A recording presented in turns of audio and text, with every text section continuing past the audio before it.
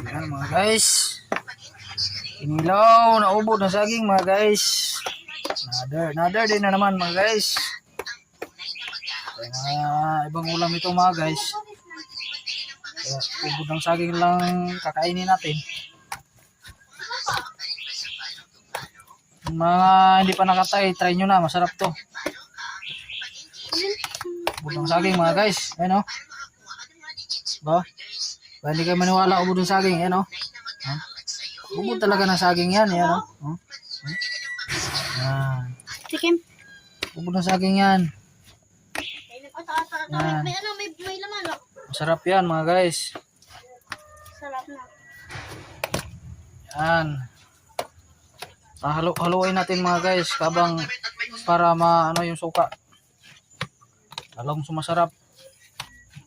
Kulang kami sa ingredients. Yung nano namin kamatis sa sibuyas lang. Saka paminta. Sarap. Asin, bitsin, medyo kulukol. Yan.